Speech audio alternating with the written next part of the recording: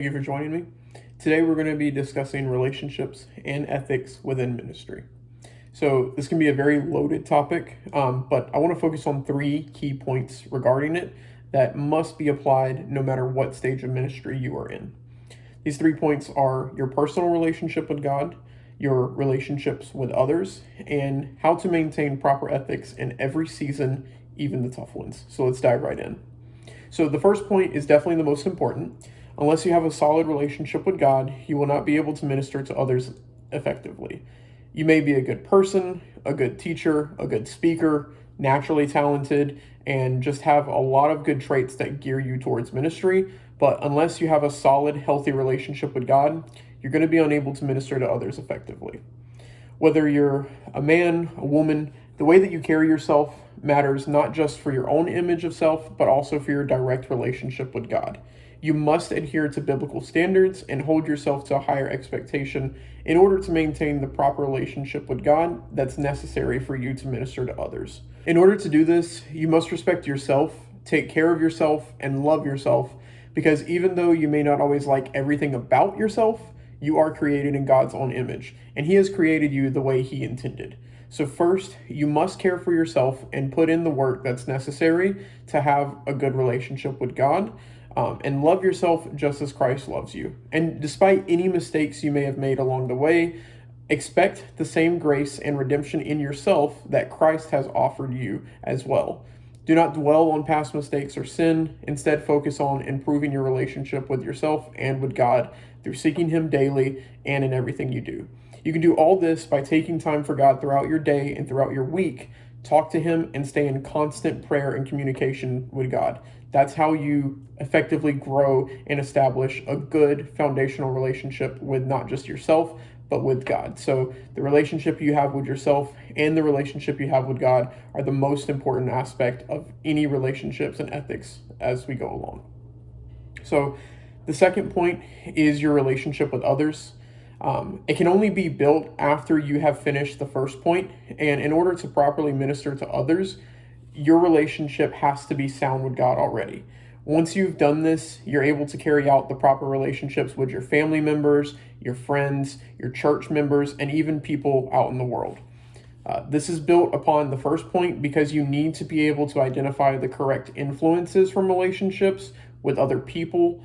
As someone in ministry, you're called to have a relationship with all people, but you must also know how to discern good influences from bad influences.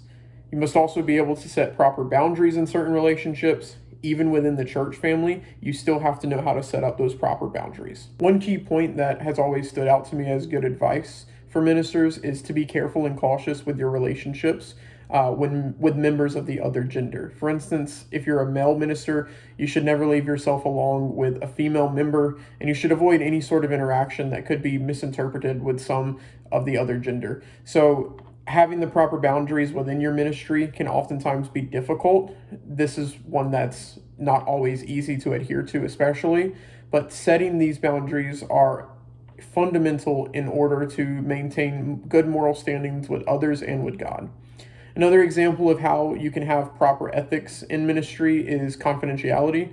If someone comes to you with sensitive information or discusses a touchy subject with you, you're morally required to keep this information between you and the person, even if it's like just a simple conversation or if it's like an actual counseling session. You don't need to be using information or topics that you talk about someone to go and turn that into gossip or anything else. So these are just two key examples of how you can maintain proper relationships with other people, whether it's, within people from the world, your church, or even your family.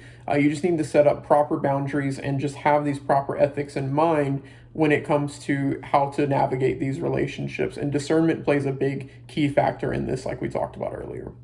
Lastly, we're going to talk about how to maintain your ethics and morals and integrity, all within seasons of depression or frustration or anxiety.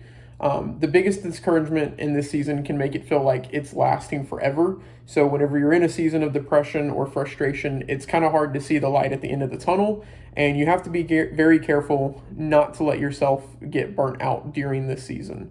So the most important thing is to find spiritual help, seek a spiritual mentor that you can turn to during your season of frustration and depression. If you only take time to care for others and not for yourself, you're eventually going to face some of these dark times. And even if you are taking all the right steps, life will still happen, and sometimes you're going to find yourself in a pretty bad situation. You may be depressed, you may be angry, frustrated, anxious. Eventually, you will find yourself in a season of darkness, so to speak. So, as a minister, it's important that you also have other people that you can turn to spiritually. You don't want to be the one that's being everyone else's spiritual guide, but then you have no one else to turn to yourself. Just like we said in the first point, if you're not taking care of yourself in your own relationship with God and your own spiritual journey, you can't take care of others. So with all this in mind, you can maintain the proper ethics and keep healthy relationships with others no matter what you're facing in life. This is a fundamental part of being a minister and living according to the expectations set by God.